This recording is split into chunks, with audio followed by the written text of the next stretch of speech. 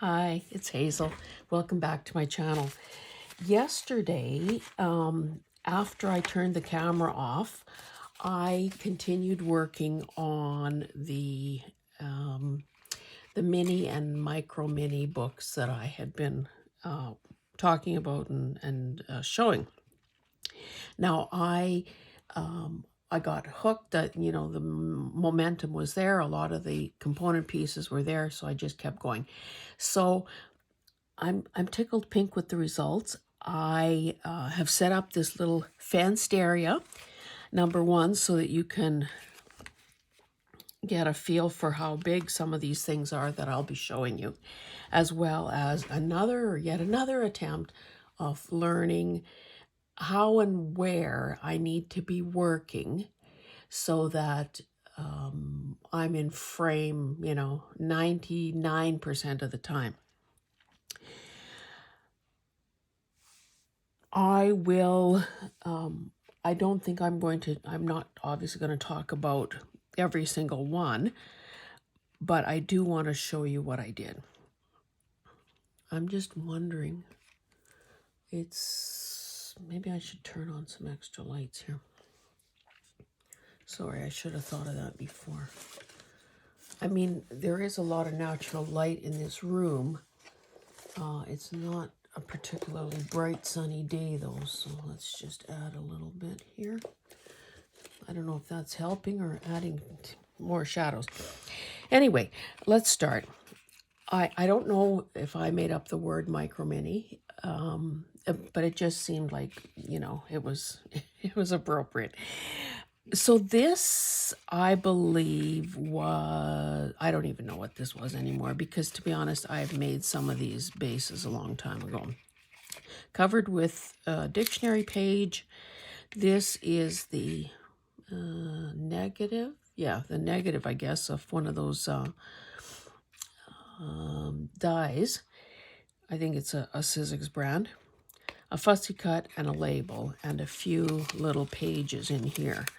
So some avocado dyed paper, some, I believe it's parchment paper, a tiny little, or a signature out of not a signature, a folio out of a little mini book on roses.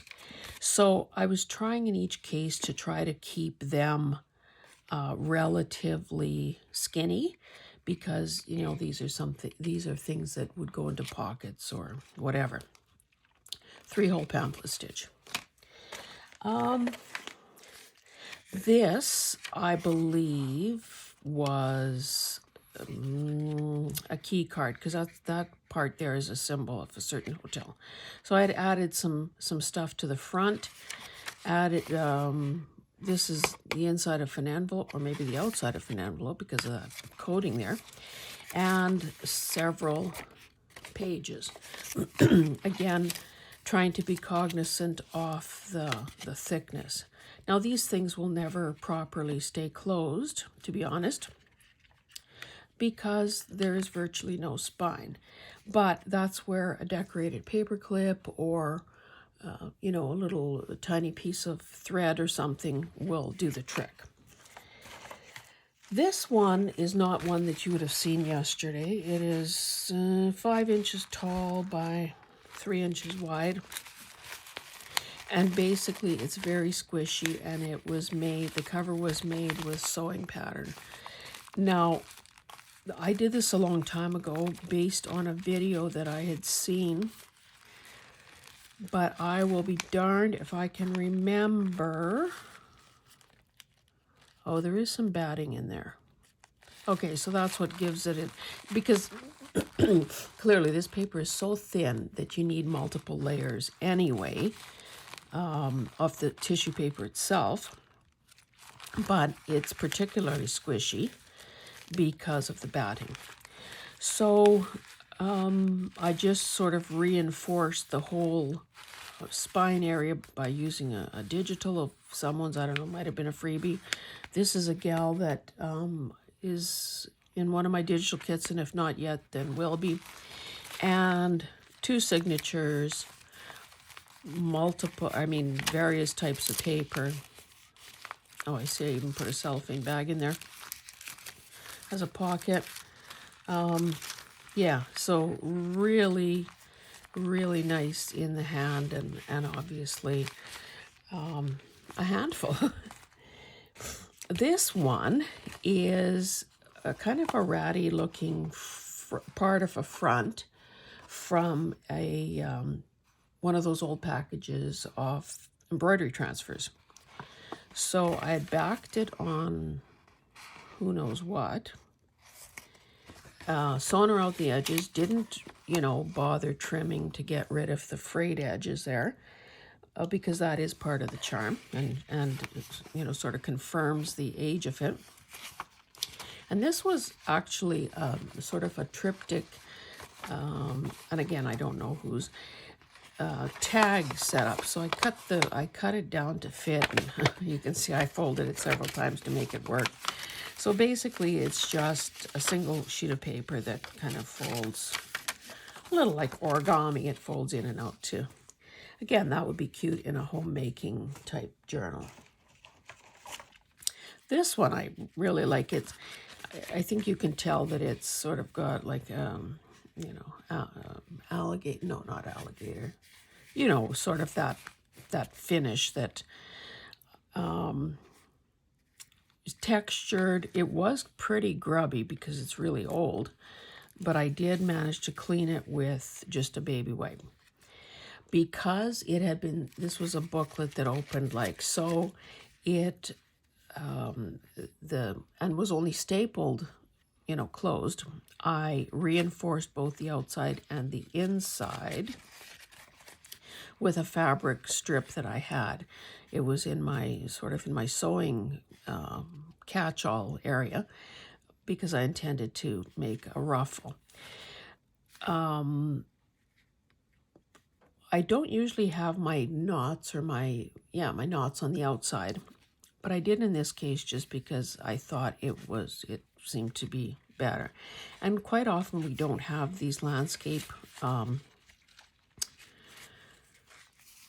formats, so I thought that was interesting too. Now there are some notes that somebody had written in here.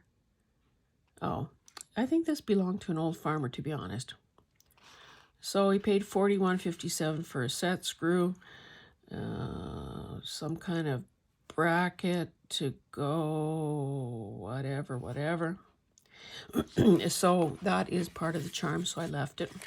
Some cardstock coloring book page.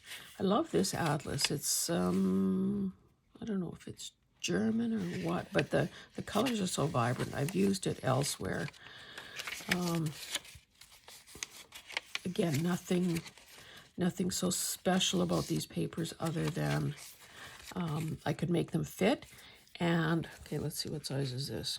So this is 5 1/4 by roughly 3 inches. And we are going to be getting progressively smaller. I have a few of these. Sorry, again, I don't remember whose digital kit this was, but I printed,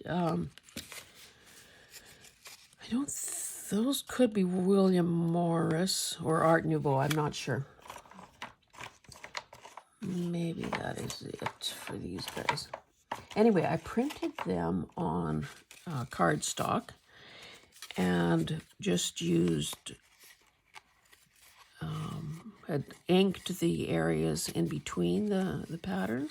I must have reduced this as well. Anyway, I used a 3-hole pamphlet stitch. This one is, obviously folds better because I had that teeny tiny little spine. Just put some papers in there. Again, didn't overload it because, frankly, if a person decides to add anything to it, it will bulk up in no time. This one, all the pages in here are, and I even forgot I did this, to be honest, were some plain paper that I had stenciled, excuse me, some time ago, put it aside and forgot I ever had it. This one I I put in this way. Now, sort of forces a person to think, a little differently. So, whether, okay, this was a book page, so that means that the back side is upside down. Now, I just reinforced that. It wasn't a pocket. I guess by folding this to make it fit, it automatically made a tuck spot there. A little bit of I guess that's the whole poem there. Now this cat ends up being upside down. Did I might have screwed that up, guys. Yeah, this should have been the other way around. Mind you, then the words would have been upside down. You really can't win. I suppose, though, a person could do it in reverse. And then the door is upside down. Anyway, just a variation on that. So, of course, this could be, slung over a journal page. In a similar fashion, I'd gotten this, a digital that was, I think it's all orchids. So again, cardstock, just put a few sheets of paper, used very thin little string, 3-hole pamphlet stitch, put on a sticker, and Bob's your uncle. What should I show you next? Okay, in yesterday's video, I showed you these little washi tape booklets. And I can't remember, did I do one of those on camera? Can't quite remember. Okay, so these guys are 2 3/8 by 2 inches. So again, the premise was washi tape over cardboard, and then I just added, I backed the inside to cover the, to cover the folded edge of the washi, because it had been wrapped around the corners to give a nice edge. And then I just basically added some papers that fit and decorated the covers, because I think I told you that while I had no Wi-Fi and was kind of forced to do other things, I spent some time organizing my ephemera. And frankly, I want to get to the point where more things are taken to completion. And I know that's not always possible, but that is my sort of goal. This one is a bit bigger in size, so we'll put those aside. I had shown you, and that was part of the purpose of yesterday's video, these little journals that I made that fit in these tiny little matchboxes. The matchbox is 2 inches by 1.5 inches. So those, if you missed yesterday's video, you might want to go back to that. Now these were, I thought there's a third one here somewhere.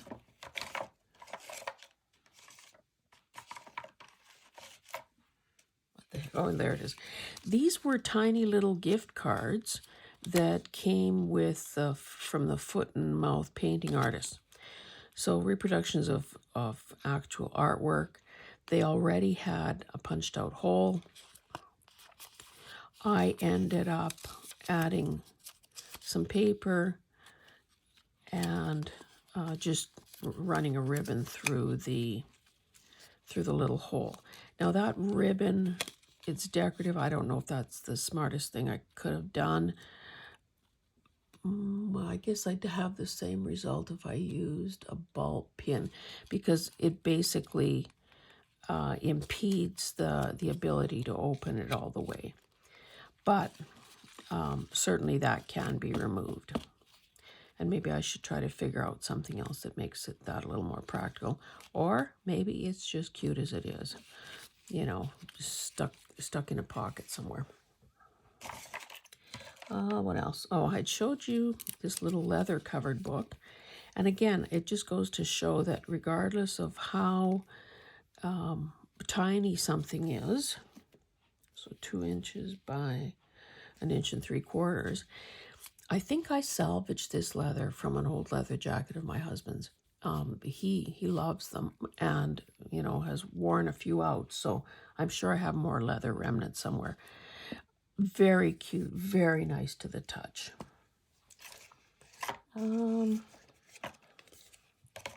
What else? I don't know if I showed you this one. This is handmade paper. And again, very tactile, cute little neutral papers. This, I think, came out of a book on stamp collecting or something like that. Now, I showed you yesterday that I had a bunch of little signatures kind of just stapled together, basically just waiting for some covers, to be honest. So I did that. Oh, this one was a piece of probably cardstock weight scrapbooking paper. So I just added that little tiny label. Excuse me. About 1 inch by 1 1/4 inch in size. This I used a digital of a stained glass thing. Excuse me. These tiny ones just have a staple closure. This was another digital scrap that was just kicking around. So I put that on there. This is 1/2 inch wide by 3/4, well, a little, almost 7/8 tall. Looky there. Is that not the cutest? So something this tiny, you know, unless you put one word on each page, it's probably going to find its life as like a charm or something. Here's another one that I just finished by gluing some a scrap of paper to. I showed this one yesterday. Again, teeny tiny, cutest thing ever. I had trimmed down one of these tickets to make the cover. And again, it could actually be smaller, but I didn't want to lose the numbers. So 3/4 inch wide, 3/4 inch tall. Then I had, I'm trying to group these like by like. Okay, let's do these 3. This was a tiny little book, again, staple closure, same paper, just added a label and that. Same thing with this. This was just some sort of paper that was kind of cute, and I decorated the cover. And oh, I think I had a bit of I had a little boo-boo here that needed to be hidden, so I used some washi tape. So there are those. Excuse me. I showed you this yesterday. To be honest, I hadn't done anything more to this. I really like that blue and brown combo. This was just scrapbooking cardstock. This is one of a few of these with this green ultra suede. Again, very lovely to the touch. I'd shown this little burlap booklet. This was a little fabric covered one because, of course, all of us have tiny little fabric remnants, and I love that little print. So I kept my decorating to a minimum so that I wouldn't cover any of that up. Cute, cute. Speaking of fabric covered, here's another one. Now, this was a fat little book. I suspect that I had used some kind of packaging because you can see it's a fairly wide spine for a little guy, 3/4 inch. So that meant that I needed to be a little more substantial in what I put into it. So I made up 3 tiny signatures, used some bits and pieces that were kicking around for way too long. 3 signatures, 3 whole pamphlet stitch, and cute as can be. This is another one of those, again, William Morris type things, or Art Nouveau. Oh, did I put this in upside down?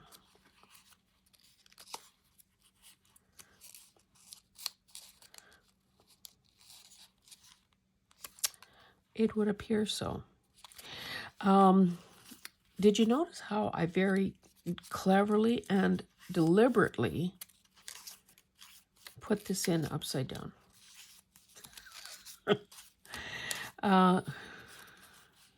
Must have been drunk when I did. I don't believe a word of that. I have a drink probably twice a year, and yesterday wasn't one of those days. Anyway, some of these pages are right side up like this, some are upside down, so who knows what I was doing there. But again, it doesn't matter. I did cover the spine with a bit of that bias tape that I was talking about yesterday, as well as a little cutout. I think I showed this one yesterday as well. Again, a little fabric covered book, a spine covering the sewing. Oh no, they were staples. And this little, so you have to think ahead to lay that embroidery thread down before you glue your inside papers, if you want to do that. 2 more and we're done. This book was obviously a little box of some sort.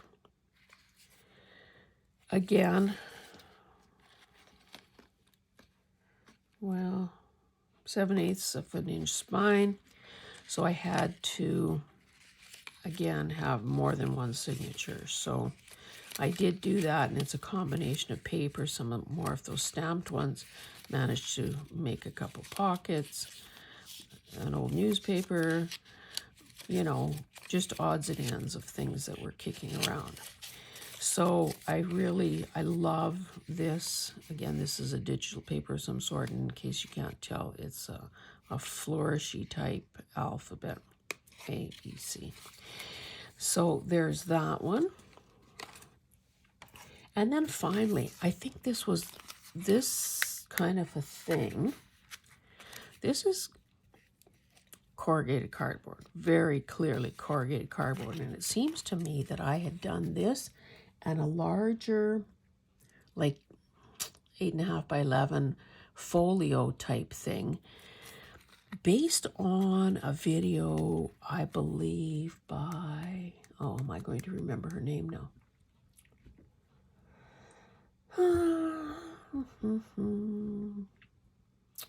She does more mixed media art than any journaling. Oh my God, she's in my feed. I just can't.